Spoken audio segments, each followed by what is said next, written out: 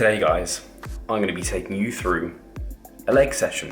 And this is a hamstring dominant leg session, and I have modified my training. Good mornings, bye-bye, deleted and been replaced by straight leg deadlift. One of the main reasons I'm rotating good mornings out, there's two reasons. So there's a few reasons I think you might want to rotate a lift out. One would be it's stale. Psychologically, physiologically, you're needing to do a lot of volume to get any good response from it. You're getting a lack of maybe pumps, soreness, disruption from that movement. Maybe psychologically, you're just getting bored of it. It's just like you've been doing it for months and months and months, and you just fancy something different. Psychological things and for adherence and enjoyment of workouts, it's important as well. It could be beating you up, you could be getting niggles, injuries, or you could also be lacking progress with that movement. For me, good mornings, I'm still progressing with it okay. My lower back has been niggling me, and I wonder if good morning contributed to that. I'm not sure it really did. The main reason I'm rotating good mornings out is because I've been doing them for like 6 months and I'm a little bit psychologically worn out from that movement. Also, I am finding I'm getting quite a high amount of fatigue for stimulus and they're not getting me sore anymore. So I want to rotate in a movement I'm very excited to do, and that's straight leg deadlifts. But for the rest of my session, everything is the same. So I'll take you through my full AM, PM leg session.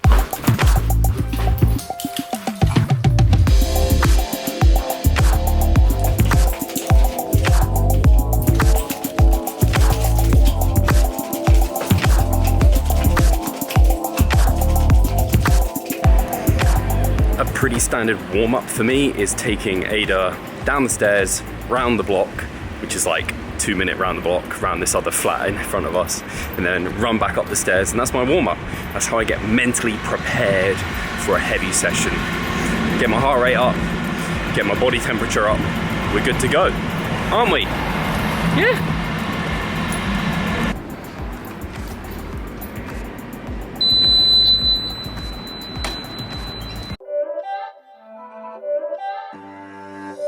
It's not a game, it's a rich thing.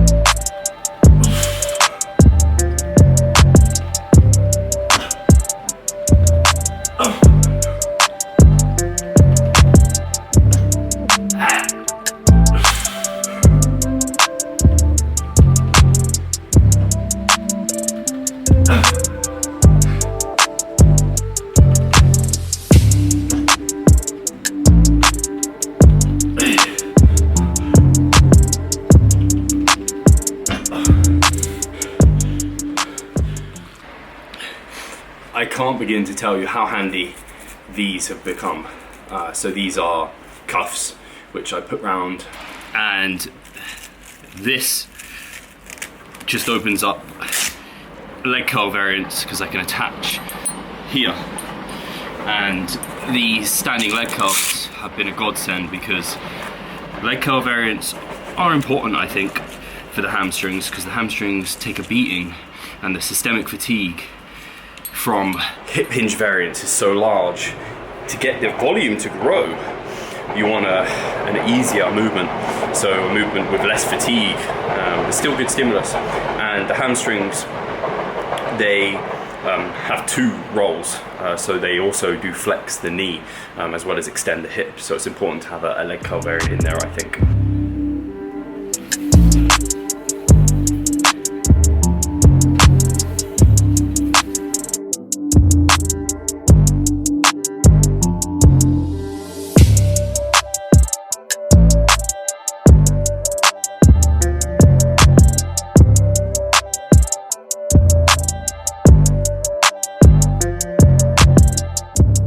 In week one, I'm always thinking about, am I achieving minimum effective volume?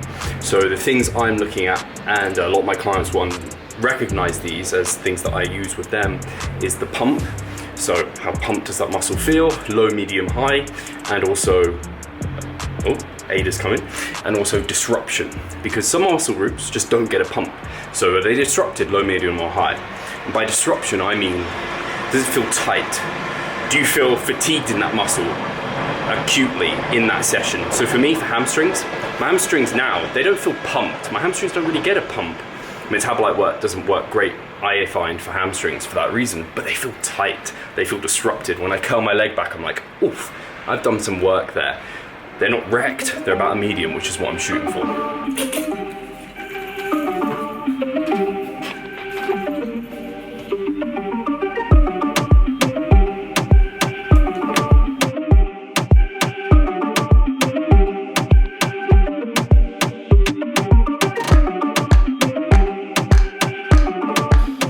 So I had a number of requests showing how to set up the belt squat. So as you can see, the mirror fit lat pull down. We got the low pulley right here. We have some weight plates on the end on this platform. These weight plates and this dumbbell here are just to weight down this area, because if I didn't, the whole thing would just fall all over the place. We obviously have everything there, is nothing's manipulated. So nothing's manipulated. The only thing that's really changing here is this seat is removed. So you can see this seat over here. And then I have the squat yoga stand, the squat stand. So I will be standing on this here. And then I can come down and I need to attach my dipping belt, which is wrapped around me right now, here.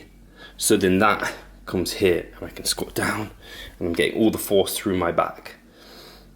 So the thing is, you have to make sure that you have to get really close basically when you're clipping in to use and clip it very close and tight to yourself when you're using it, so that when you come up there's tension, because you're coming all the way down and you don't want there to be no tension and the load off when you're getting barely any range of motion. You want tension throughout the movement, and that's really where the pain in the arse is, because you have to get really close to it and then you have to eke your way back, and then when you stop there's tension right at the bottom, right? So then you have to somehow move forward and get out of it. But it's very simple, it's not a complex setup at all.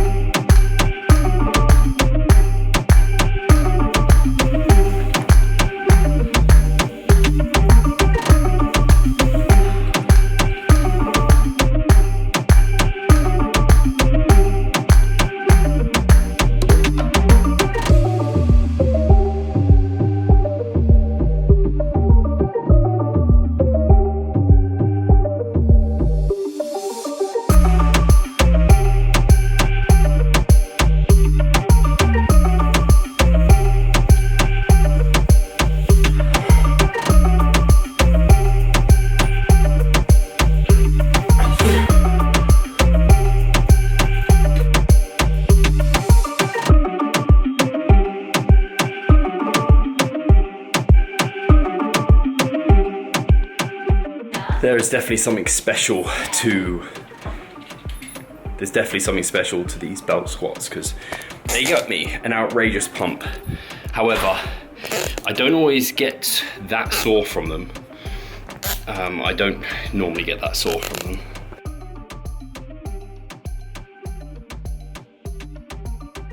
So this is a new movement, the split squat, using the landmine, and hopefully set up in a way so I can really focus on hitting the quads very effectively.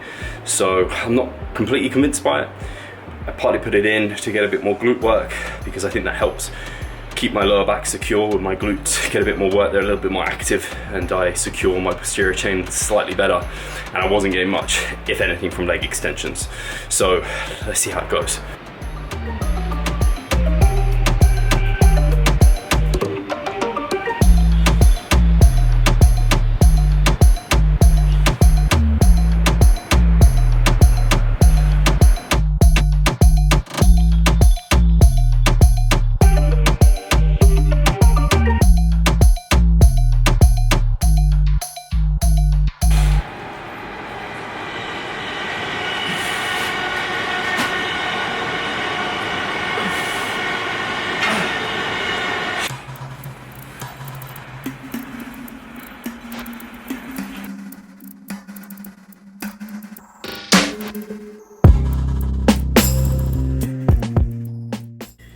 something that I am trying to achieve within the first week and each session, and I talked about it previously, is kind of talking about that pump, that disruption, and making sure that I'm trying to achieve around minimum effective volume, and at the same time I'm looking to achieve minimum effective intensity in terms of relative intensity.